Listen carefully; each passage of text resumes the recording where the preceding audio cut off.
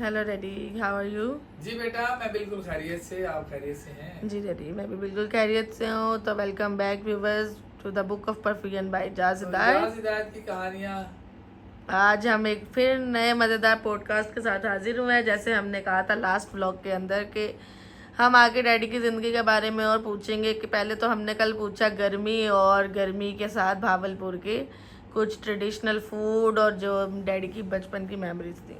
तो डैडी, आज हम आपसे ये पूछना चाहते हैं कि जैसे आप बड़े हुए, तो आप तो भावलपुर से बिलोंग करते हैं, तो आपका ये मुल्तान के भावलपुर की। जी जी जी, तो फिर ये मुल्तान आपका जाना कैसे हुआ? आपकी स्कूलिंग मुल्तान कैसे हो गई? भावलपुर में स्कूल नहीं थे क्या? देखो, हम 5 बहन भाई थे। 4 बहन भाई भावलपुर में पढ़े।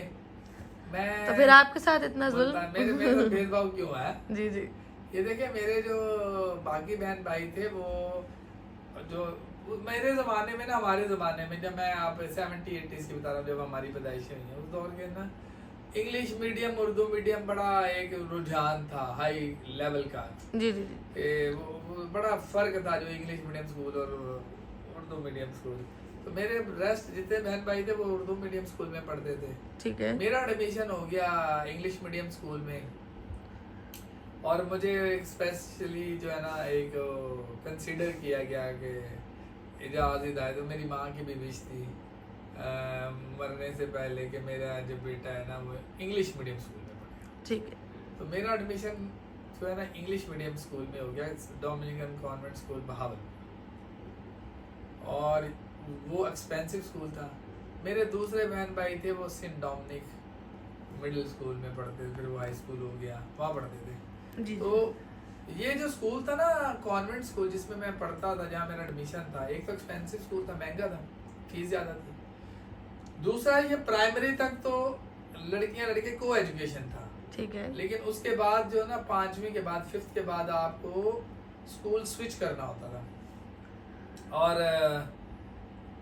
बाकी जो गर्ल्स थी वो कंटिन्यू करती थी। और आपको पता कि हम मध्यवस्थ तबके से ताल्लुक़ रखने वाले बच्चे थे कि मेरा बाप इतने जो ना अफोर्ड नहीं कर सकता था वो फीस वगैरह। तो वंस मैंने 5th कर ली कॉन्वेंट से, तब मसला ये आया कि आप इजाज़त इंग्लिश मीडियम का पढ़ा, क्या ये किसी उर्दू मीडियम स्कूल में दाखिला लें? जी जी जी तो फिर ये है कि मेरे पे ख़ास जो है ना एक हमारे जो मिशनरीज़ हैं, अदारे हैं चर्च से रिलेटेड, जो नन्स के हैं, तो नन्स जो थी हमारी वहाँ की वो डोमिनिकन सिस्टर्स थी। तो उन्होंने ये फ़ैसला किया कि Ijaz Hidayat is eligible to go into some English medium school. तो जो भावलपुर में स्कूल थे वहाँ बहुत एक्सपेंसिव स्कूल थे। तो फिर हमारे मिशनरी स्कूल जो थे उन्होंने ये प्लान किया, सिस्टर्स ने, नन्स ने, कि इजाज़ को हम भेजते हैं मुल्तान में लासाल। जी जी लासाल बड़ा वेल नोन स्कूल था मुल्तान का, और ये हमारे मिशनरी अदारे का स्कूल था। तो उसमें जो फीस पेमेंट मेथड था that was paid by the nuns. Sisters ने मेरी फ़ीस भरती थी, लेकिन मेरे बहन भाइयों को जो फीस थी वो मेरे अब्बा भरते थे, पे भी करते थे। ठीक है। तो मेरा जितना भी खर्चा था ना भावल, ये हॉस्टल का, आई मीन बोर्डिंग का, स्कूल का, that was paid by the nuns. तो मुझे फ्री एजुकेशन मिल गई थी। तो एक तो मुझे इंग्लिश मीडियम स्कूल मिल गया, ऊपर से मुझे फ्री एजुकेशन मिल गई। तो मैं मुल्तान लासाल में चला गया। यहाँ से भावलपुर से मेरी जो है ना 6th क्लास जो मैंने लासाल में ली, और मैट्रिक मैंने लासाल हाई स्कूल मुल्तान से किया। तो ये मेरा एक किस्सा था भावलपुर से मुल्तान में क्यों स्विच होने का। जी, स्विच होने का, यानी कि अगर मुझे पर्सनल मेरी पेरेंट्स को इसका फीस पे करनी होती तो ऑफ कोर्स मैं भावलपुर में पढ़ता। तो डैडी, ये तो आपकी थी कि आपने स्विच कैसे किया। आप थोड़ा उधर का एक्सपीरियंस बताएं जो आपने हॉस्टल लाइफ देखी। ना छेड़ो पुरानी यादें। जी जी जब मुझे मुल्तान में पढ़ना था, तो एक तो आप बच्चा जो अपने माँ बाप को छोड़ के जाता है, जी जी ठीक है, ठीक है। एक नई वहाँ एनवायरनमेंट, हमारे घर का माहौल फर्क था। अब हॉस्टल में रहना, बच्चों के साथ रहना, पहले तो जब मुझे मेरा अब्बा लेके गए ना वहाँ पे उस स्कूल में,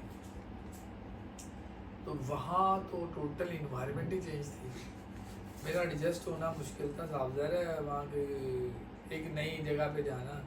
तो मैंने बड़ा रोना धोना किया, और मेरा जब एडमिशन हुआ ना लासाल मुल्तान में, तो मैं वो उसका किस्सा आपको सुनाता हूँ। जब हमारी नन्स ने बोला कि आप एडमिशन जो होता है ना एग्जाम्स होते जी हैं, जी जी एडमिशन स्कूल में एडमिशन टेस्ट होते हैं स्कूल, तो अल्लाह साल में एडमिशन टेस्ट चल रहे हुए थे, तो मुझे मेरी जो नन्स थे उन्होंने बोला कि आपको वहाँ पे एग्ज़ाम देने जाना है मुल्तान में ला साल में। तो मेरे अब्बा मुझे लेके जो है ना, मुझे याद है सर जी डी जोसेफ और मेरे वालिद, मेरे क्लास में था शाहनवाज, उसका भी वहीं एडमिशन होना था, वो भी क्रिश्चियन बच्चा था हमारे साथ। उसके जो वालिद थे वो टीचर थे गवर्नमेंट के, ठीक है। ठीक है। तो हम दोनों बच्चे अर्ली मॉर्निंग, उस दौर में ये ना टूथपेस्ट होता है, जी, सुबह जी, जी, बिना जी। का, शाम बिना का, सेहत का, ये बड़ा मशहूर एडवर्टाइजमेंट होती थी उस दौर में। तो मुझे याद है मैंने बिना का टूथपेस्ट लिया, कपड़े लिए, टावल लिए, उसके बाद में निकर्स थी, शॉर्ट्स थे, यूनिफॉर्म था, ये सारी चीज़ें लेके जनाब, ये बाद में ली। सबसे पहले तो हम एग्जाम के लिए गए, प्री टेस्ट के लिए, मैं बात भूल गया। हम early morning sir G D Joseph के घर माल्टाउन में आ गए। वहाँ से मैं, मेरे अब्बा, सर जी डी जोसेफ और शाहनवाज, हम लोग ने सफ़र किया मुल्तान के लिए। हमने भावलपुर के बस अड्डे से बैठे और 2 घंटे में हम मुल्तान पहुँच गए। मुल्तान से हम लासाल पहुँचे। लासाल में मेरा ये पहली दफ़ा मैं लासाल देख रहा था। जी जी वहाँ पे दुनिया के अमीर तरीन बच्चे आए हुए थे। वहाँ पे महंगा स्कूल था ना, तो साहब बोला वहाँ पे लाइन लगी होती थी, सुबह में लाइन लग जाती थी वहाँ पे एग्जाम्स के लिए। मुझे वहाँ पे हमें रिसीव किया, वहाँ की जो नन्स थी उसका नाम था सिस्टर लॉयला, उन्होंने मुझे हमें रिसीव किया और वो लेके गई प्रिंसिपल के ऑफिस में। मैं अब बड़ा ज़रूरी वाक़या आपको सुना। मेरे अब्बा देसी लोग, पढ़े लिखे इतने नहीं थे। जी जी तो मेरे अब्बा मतवस्त तबके से 8वीं पास और नॉर्मल उर्दू लिख पढ़ लेते थे, लेकिन ये कि इंग्लिश का दूर दूर तक उनका नहीं वास्ता ही नहीं था। तो जब ब्रदर ने बुलाया, हमारे प्रिंसिपल का नाम था ब्रदर गिलबर्ट, तो अपने ऑफिस में बुलाया, तो मैं और मेरे अब्बा ना प्रिंसिपल के ऑफिस में गए।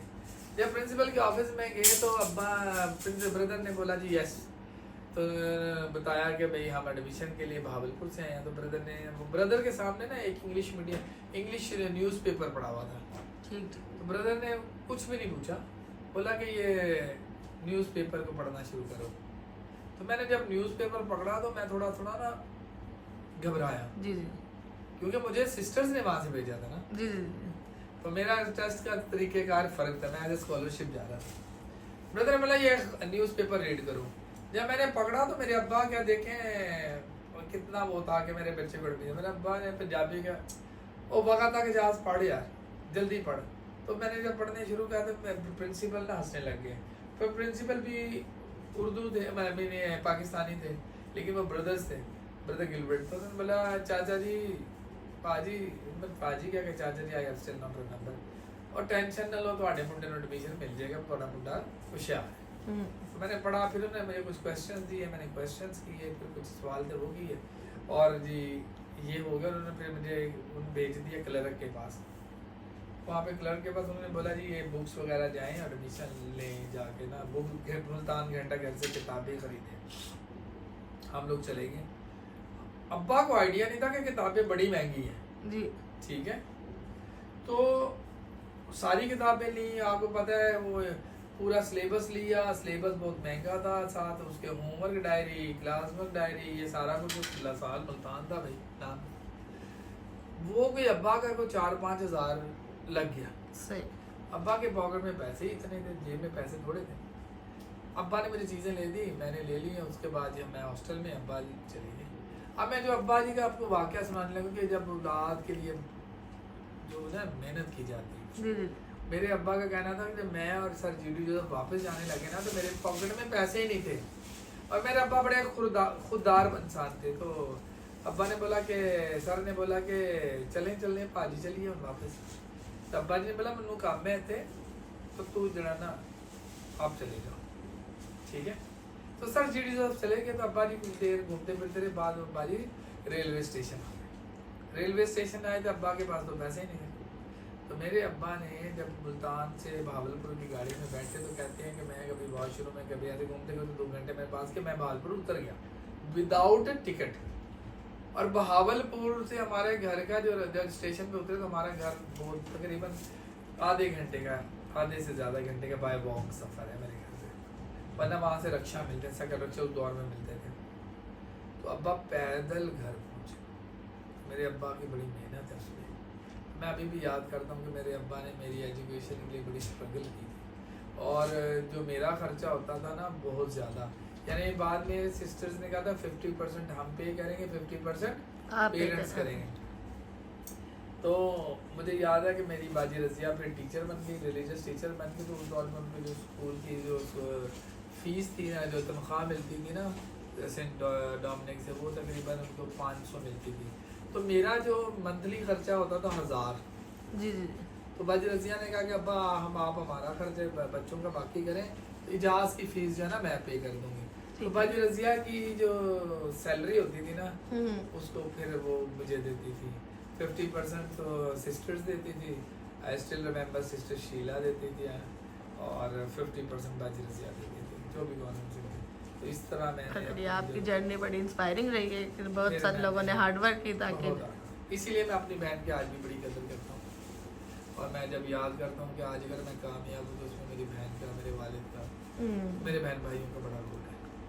सही तो ये एक स्टोरी है। बाकी हॉस्टल के अंदर की स्टोरी फिर आपको बाद में सुनाएंगे, ये स्टोरी लंबी हो जाएगी। हाँ, तो ये वजह थी मेरे ना स्विच करने की। और ये स्विच करने का मुझे बेनिफिट भी कहते हैं कि जब जो नो पेन नो गेन, तकलीफ रहता था, घर से रोते हुए निकलता था, रक्शे पे बैठता था, रोते रोते स्कूल पहुंचता था, हॉस्टल पहुंचता था, फिर दिल लगता था, फिर आता था। तो ये मेरी दास्तान है कि why I switch from Bahawalpur to Mumbai.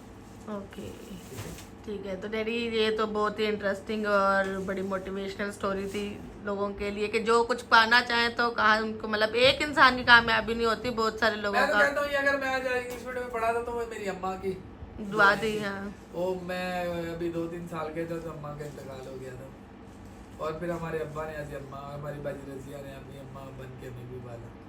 तो इसलिए मेरा भी फैमिली से बड़ा लिंक है, मैं रखता हूँ। तो डैडी ये तो बड़ा इंटरेस्टिंग चैप्टर था आपकी ज़िंदगी का। आगे इंशाल्लाह हम फिर नए पॉडकास्ट के साथ आएंगे जिसमें आप हमें अपनी हॉस्टल की फिर आगे की आप डिटेल सुनाइएगा कि आपने क्या किया। जैसे आप शिफ्ट हो गए तो फिर आप बताइएगा फिर आपने वहाँ क्या देखा, क्या किया। मगर ये सब जानने के लिए व्यूवर्स पहले आप इस वीडियो को लाइक करें, शेयर करें, कमेंट करें और बताएं कि आपको इतनी स्टोरी कैसी लगी। जब तक के लिए अल्लाह हाफिज़।